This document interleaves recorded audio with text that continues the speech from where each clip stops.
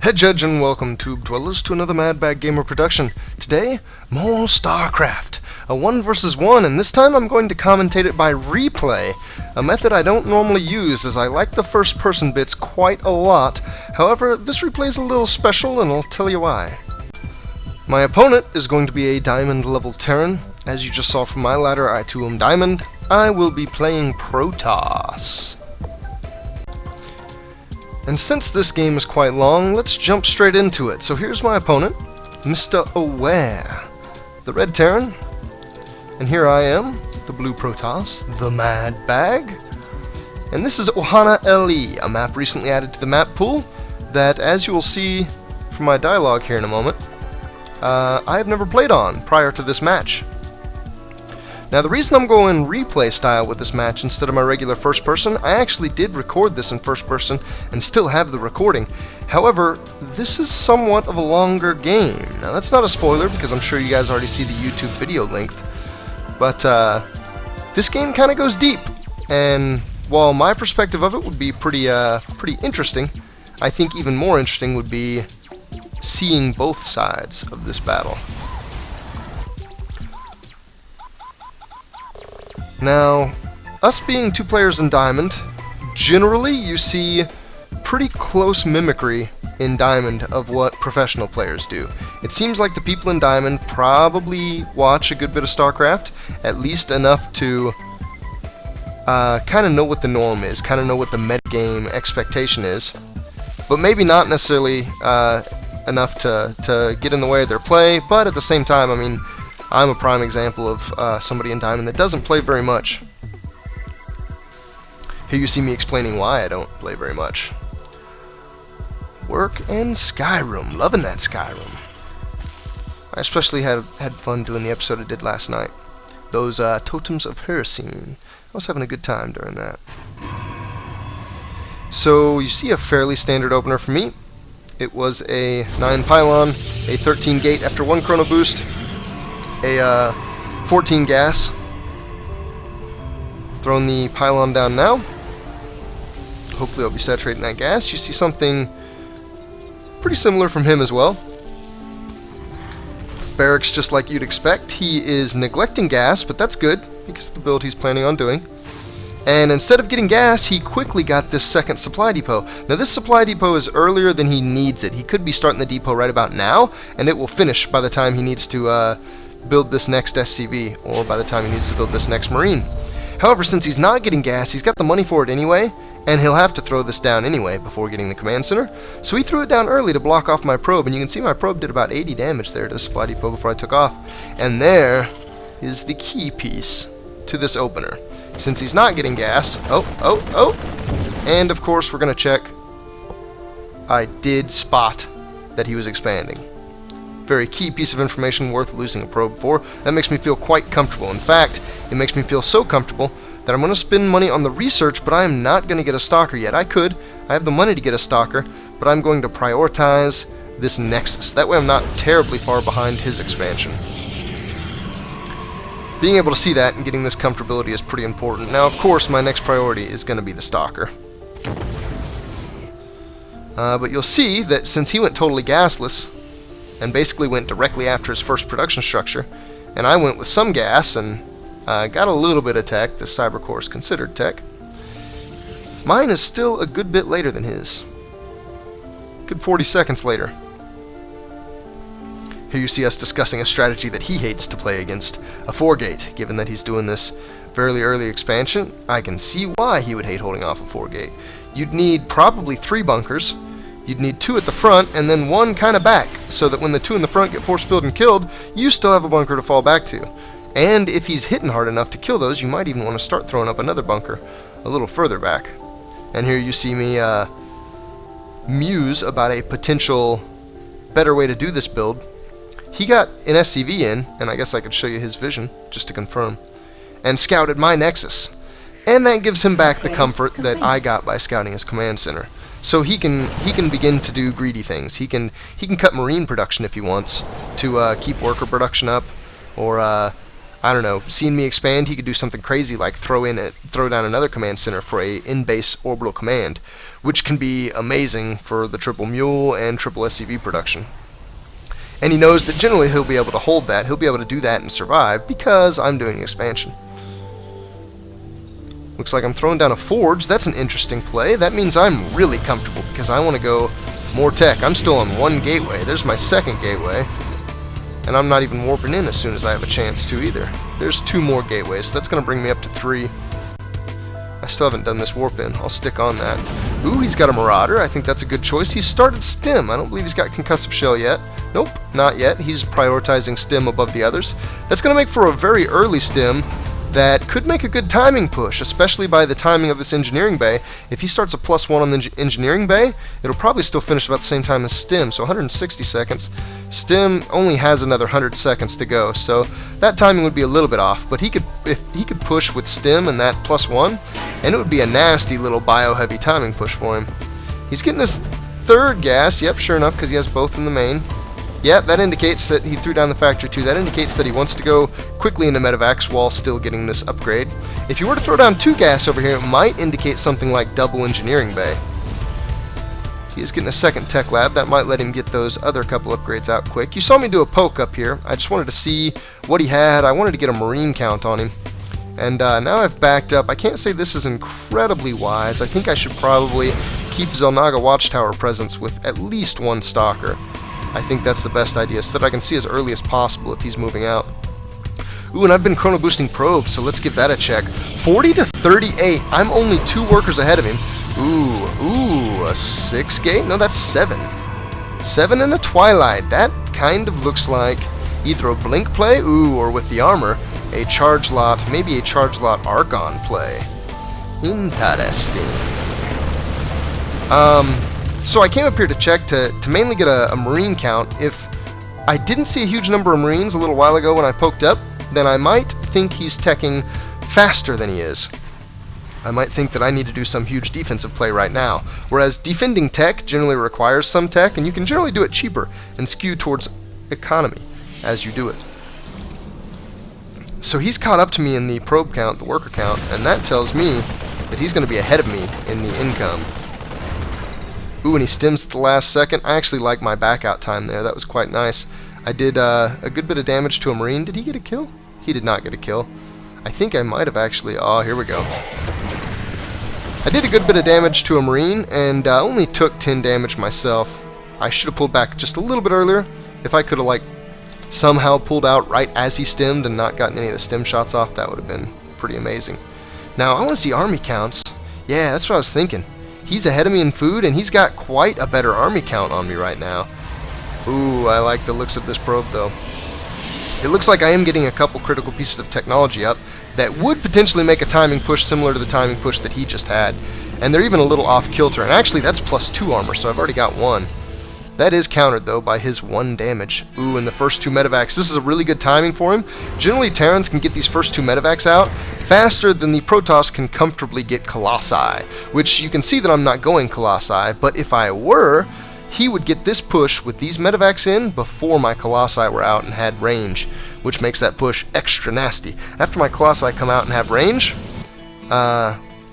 this push needs Vikings. He needs to halt medevac production and add Vikings. However, before he sees Colossi, though, he shouldn't do any of that. It looks like we've got me checking for an expansion.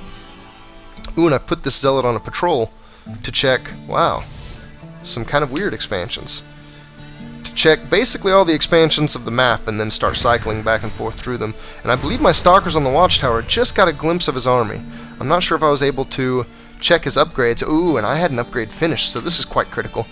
I now have 2 armor, and I'm very heavy on Zealots, and they have charge. I'm about to have Storm, and I have some High Templar with the energy for it. This High Templar window is kind of a nasty one to hit. If he would have pushed right when he got those first 2 medevacs, this might have been lights out, because that was a critical period for me where I would have been fighting him with 1 armor charge lots, because I was getting number 2 armor. Ooh, I like to see that my 3rd armor is already on the way. And he would have had the 1 to counteract my 1. And then he would have also had Stim and then Marine and Marauder. And they melt Toss. They turn Toss into goo. Let's check out this worker count at this point. Ooh, he's just cresting up to 60. and I'm sitting at a cool 50. 50 is not cool as in good, as cool as in cold. Not a hot economy. Ooh, medevacs. Do I anticipate? It looks like I've got a little bit of anticipation for his medevac drop. Oh, and I pick off a medevac even. Oh, here we go. Storming it. We got the charge lots going in. I'm not getting a great surround. He's doing some splitting. Ooh, there's the split that he needs. Do I recognize it? I don't know. I'm actually still doing okay here. His drop is doing okay too. Oh, the critical misfire. He was focusing the forge, which is probably a good target to focus, especially given how much time I've done on +3. But as soon as my zealots came in, he lost focus. And it looks like my army took the center. That is interesting. I should have checked some army values before that. How about after, though? Yes, I did not lose much. Having this +2 armor against his only... Oh, I don't think I even saw this. Oh, when I was in the match. Ooh, that was close. I actually got the wrong medevac. If I could have seen that and focused and even done a little stutter step with the stalkers, I probably could have gotten both of those medevacs. Let's go back over to units. Yeah, he's still solidly ahead of me. I don't like to see that I'm not... Okay, there goes a couple. I was going to say I don't like to see that I'm not building workers. I need to be building workers right now. I am getting blink. Looks like I'm staying vested in the gateway armies. Given that I have High Templar and that I've been okay with the storms, I think that's a good idea. It's not bad to stay in gateway army. I'm probably getting this robo primarily for support of my gateway army. Let's see these army counts. Wow, I am way ahead of him. I'm not exactly sure where all this came from. He looks like his money's spent pretty well. As a matter of fact, it's spent better than mine. I must have just had some really efficient storm engagements. Now, something I am a little depressed to see is a lack of ghosts. I've stormed, I've shown, that I have High Templar. Let's see how my control goes here in this battle. I like the top stuff. That's a good number of zealots. That was a decently placed storm. It was far enough back. I reprioritized the zealots. That's good. I think I probably have too many zealots over here right now, but they're doing a great thing. And this is where he starts to crush me. If I had those zealots over here instead, I would probably be fighting this army back even. But he got me split up, and our army counts are very similar, and I have taken the worker lead by 10. So here is a critical point in the battle. My macro allowed me to get slightly bigger army, and I've got... Ooh, does he have 2-1? That is quite nasty. I think I've got 3 armor now. I do. I'm not yet getting damage or shields. Damage would be the next ideal thing.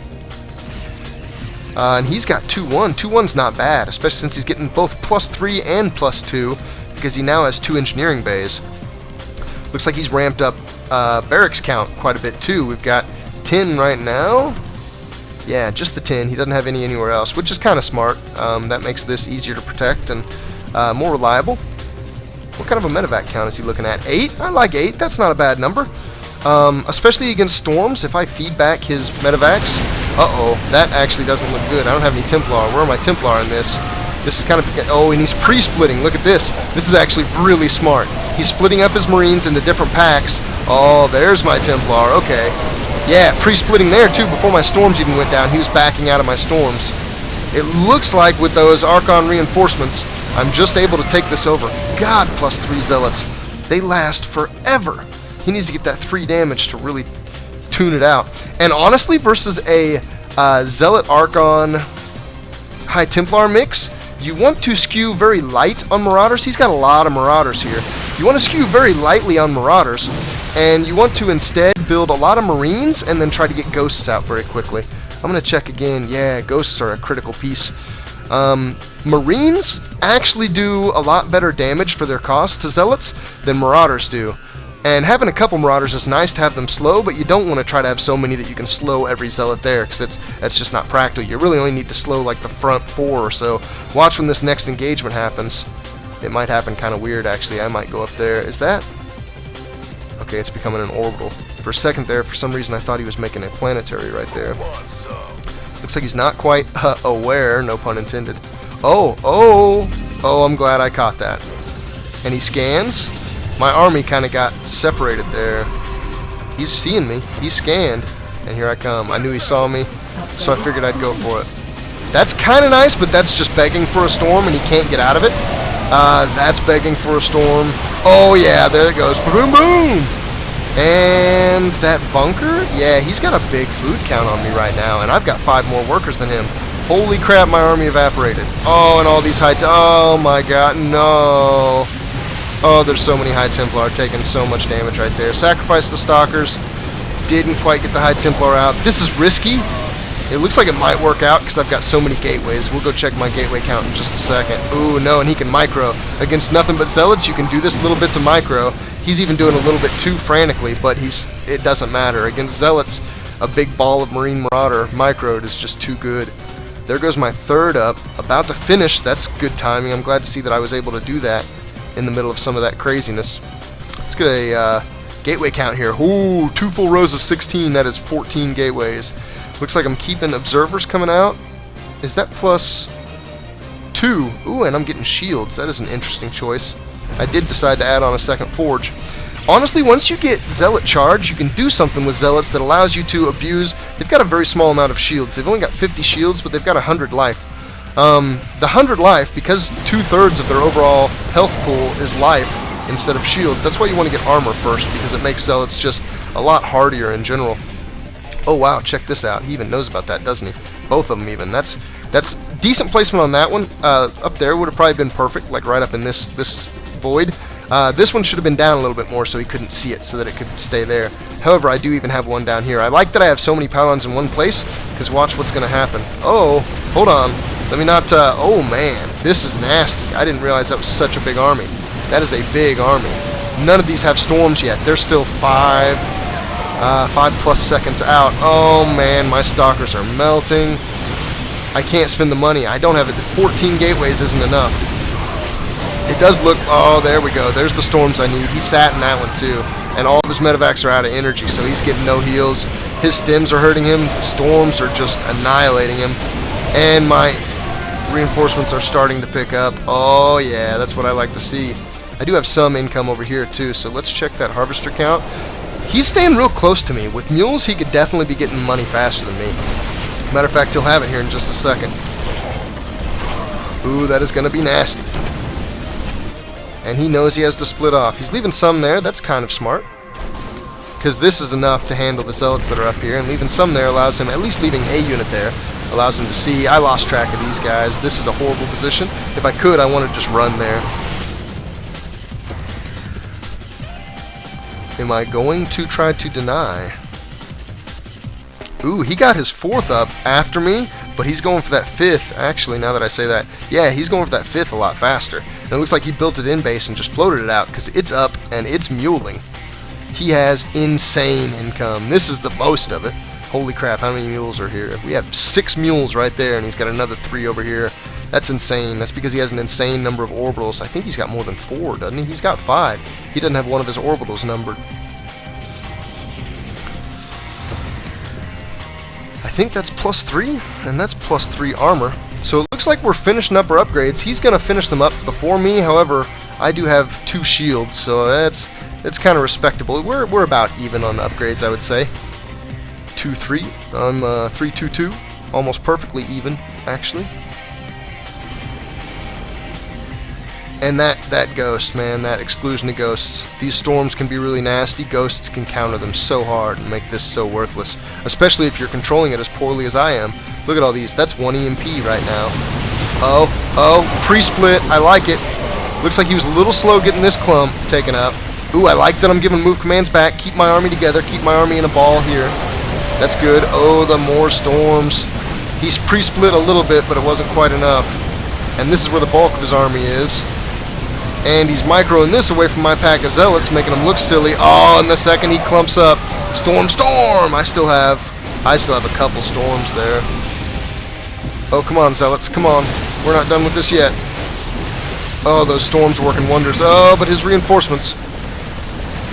I can't believe how even this trading is staying. Oh no.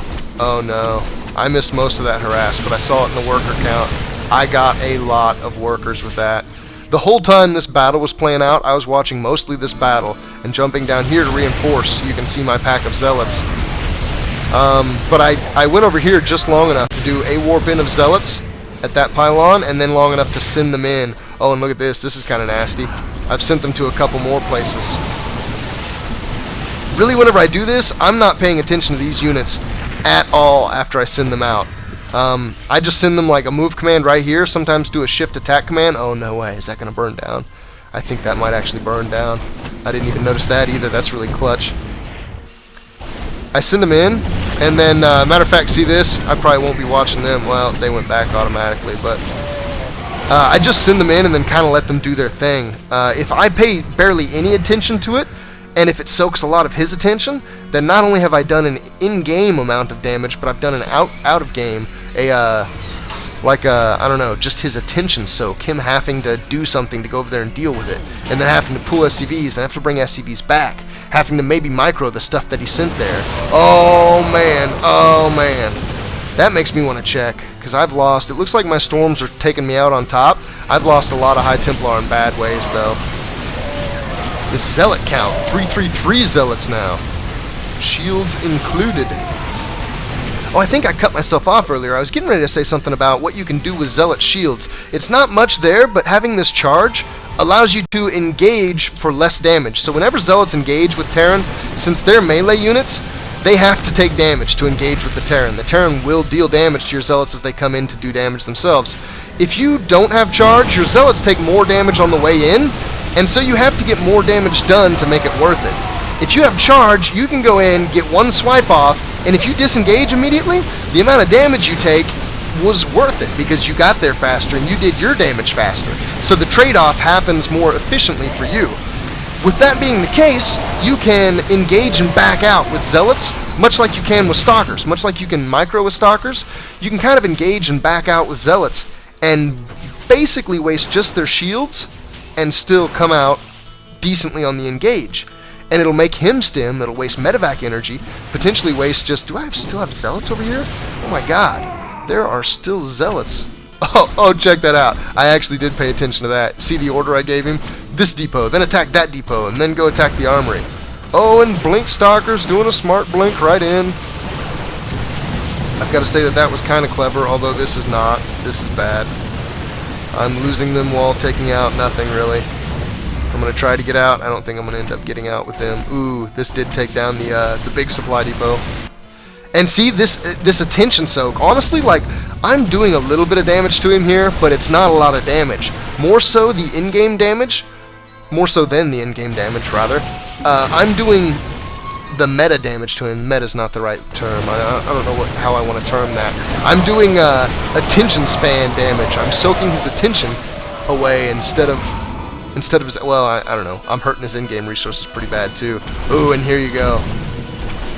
This looks like it's kind of intense multitasking, but really all it's doing is like grabbing a couple guys, moving over there, forgetting about those guys.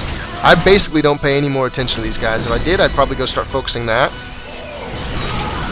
But I don't need to. All I need to do is pay less attention to it than he's going to have to, and get some damage done with it. And generally I'll be able to trade favorably, and here you guys see how it's rounding out. This guy was really cool though, and this game was really close. I really enjoyed playing him. Just the way his reinforcements came, and this push that came up here, I was barely staying alive by warp ends there. If he could have denied a base with that, if he could have just picked a Nexus off, which he wasn't far away from being able to do, it would have put this a lot more on even footing. And here you say, here you see that I tell him that I recorded it, but as you can see, I decided not to do the first person cast. The first person of this probably would have been pretty neat, but I actually really liked that I mean, like, even when I got the critical tech, the High Templar, and even when I was getting decent storms, just him pre-splitting, he was doing really good against it. He didn't even get the ghost to counter it, and he stayed alive for a while. If he would have tried to drop a little bit more, that's another thing that would have made this game, like, just nail-bitingly close. And as is, I mean, it went 30 plus minutes deep, and ended out pretty evenly. Alright, well, let's take a look at the graph, and then we'll be done with all this crazy shenaniganry. I think most interesting about this graph is going to be the army value peaks and valleys. That's going to be really cool to see. He created more workers than me. He had to, though, because my workers were not really getting harassed. Units, holy crap, that killed count. That's storms right there. Alright, so here we go. I want to see the resources actually first. This gives you a better general sense of the game, and then army value, it gives you a better engagement sense, a better dramatic sense of the game, I should say. You see this a lot with Terran, the spikiness to his income. That's what mules do as a Terran player. There's no Terran players that mule perfectly, just like there's no Zerg players that larva inject perfectly. And a lot of times you'll have these drop-offs, and some of these, like these bigger drop-offs, and this slow decline, probably has something to do with some zealot harass. I'm thinking that this little one's mules, that little one's probably mules. This is probably losing some mules, and then maybe even like losing some workers. This is definitely a huge worker loss. This is where I finally took that 4th and took him down, way down, back to 1 base income. This is actually below 1 base income. If you figure for a Terran, 1 base mineral income is about 1,000 a minute. Gas income is about 200. So total, it's about 1,200. So 1 base income for a Terran is right around this level. And then 2 bases roughly double that, so right around this level. So you can see that this is 1 base topping out, and he actually got that 2nd out so fast that he was getting some income off of it before he was fully saturated on his 1st. Alright, that's way too much detail about income. This is going to be the interesting part. Oh yeah, especially like this stuff. I like seeing stuff like these 2 close lines where we had really even armies and we traded really evenly. It's kind of interesting to see some of these though. I think this was the push that he made that was really dangerous. Actually, I should say that this little plateau was the push, because this is where I'm losing units and warping them in, so I'm staying stagnant, and this is where like we really engage and we're both just losing units like mad. This first engagement, let's see, did I have High Templar by then? I think I did. I think I had High Templar on our very first engagement. This... Okay, no, hold on. This is still build up. This is where the first engagement really happened. Yeah, and that's product of the storms. I didn't lose many zealots at all, and storms took down some major bioforcage. And that led up to his push, and then the slow decline after my harass hit the economy. It was a really good game, though. Really fun, really fun. And I think I might have another game that is interesting in a totally different way, but maybe even equally interesting to cast for you guys next. We will see about that. Maybe I'll send that over to Horizon. Oh, which brings up an announcement, I guess. I don't really do channel announcements, so it's kind of weird to say.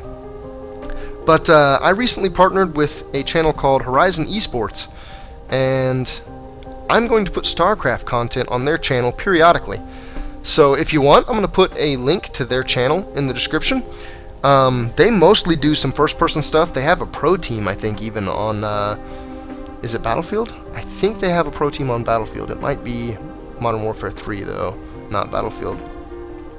Anyway, they like my StarCraft content. They want me to put a little bit of it on their channel, and hopefully that'll bring more subscribers over here, and hopefully it'll just generate a little bit more excitement about StarCraft, and specifically more excitement within close proximity to my channel. Alright, well, thanks for watching, guys. See you in the next episode.